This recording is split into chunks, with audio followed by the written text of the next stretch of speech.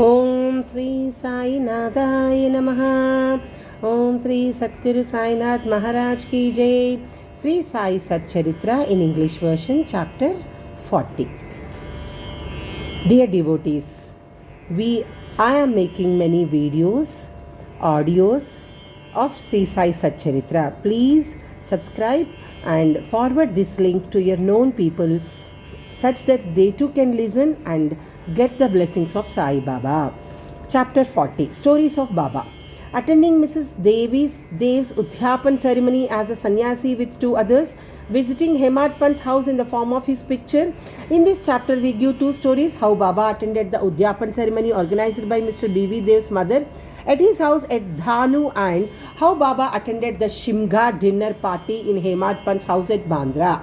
Blessed is Sri Sai Samratha, who gives instructions in both temporal and spiritual matters to his devotees and makes them happy by enabling them to achieve the goal of their life. Sai, when places his hand on their heads, transfers his powers to them, and thus destroying the sense of differentiation makes them attain the unattainable thing. He who embraces the bhaktas, who prostrate themselves before him with no sense of duality or differentiation, he becomes one with the bhaktas as a sea with the rivers. Now, to revert to the stories of this chapter, Mrs. Dev's Udhyapan ceremony. Mr. B.V. Dev was a Mamaltar at Dhanu. His mother had observed 25 or 30 religious oaths and a Udhyapan ceremony. In connection therewith was to be performed this ceremony, including the feeding of 100 or 200 Brahmins. Mr. Dev fixed a date for the ceremony and wrote a letter to Bapu Sahib Jog asking him to request Sai Baba on his behalf to attend the dinner of the ceremony, as without his presence the ceremony would not be duly completed.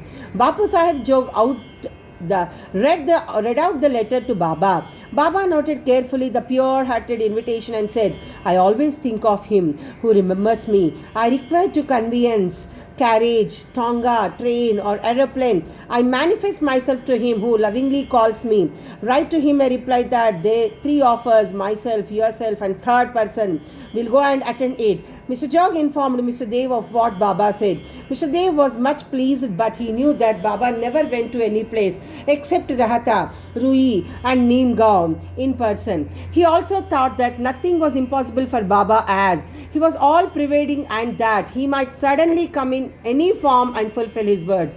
A few days before this, a sannyasi in Bengali dress and professing to work for the cause of the protection of the cows came to the station master at Dhanu to collect donations. The station master told him to go into the town and see the Mamaldar and with his help collect funds. Just then the Mamaldar happened to come there. The station master then introduced the sannyasi to him. Both sat talking on the platform. Mr. Dev told him that a subscription list for some other charitable cause had already been prepared by the leading citizen Rao Sahib Narottam Shetty, and so it was not proper to start another subscription list, and that it would be better if he would visit the place after 2 or 4 months.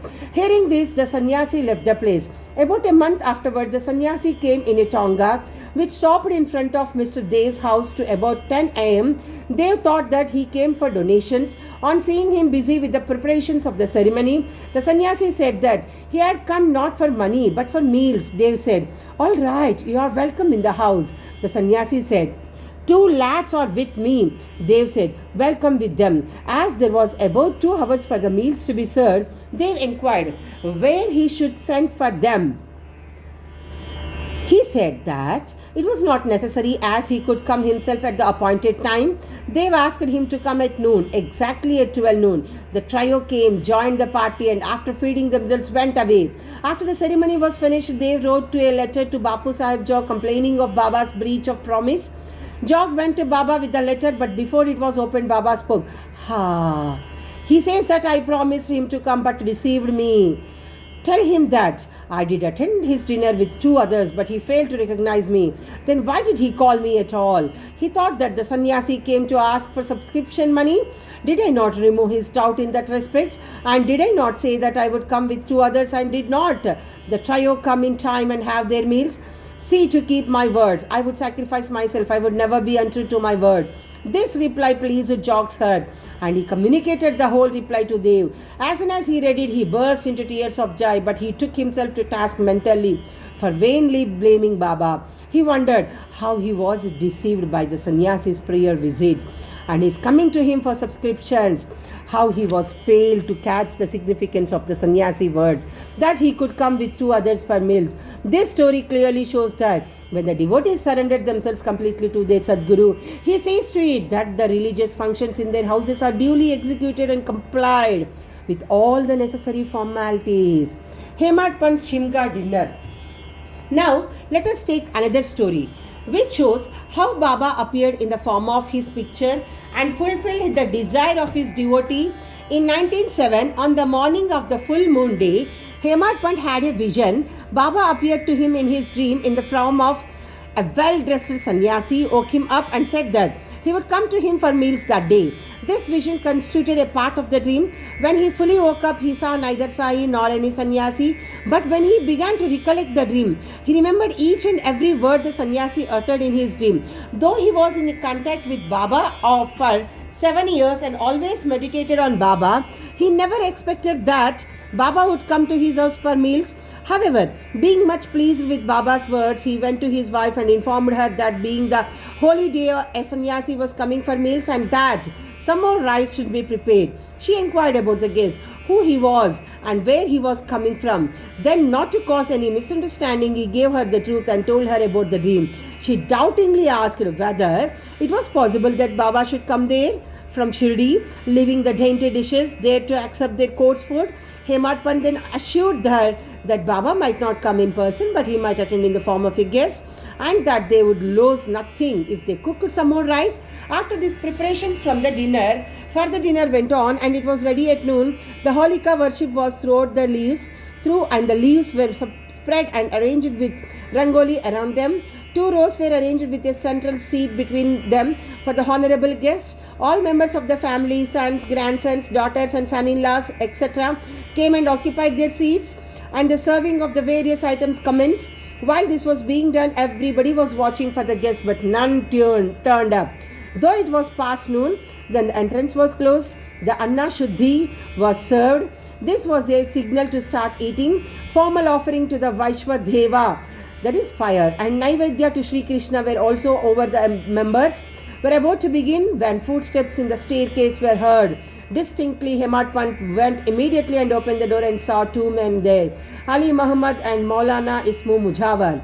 The 2 persons, seeing that meals were laid out and all the members were about to begin eating, apologized to Hemad Pant and requested him to excuse their interference. They said, "You left your seat and came running to us. Others are waiting for you, so please take the thing and I shall relate to all about it later at your convenience." Saying so, he took out from under his arm a packet wrapped in an old newspaper and placed it on the table. Hemad Pant uncovered the packet and saw, to his great wonder and pleasant surprise, a big and nice picture of Sai Baba. On seeing it, he was much moved.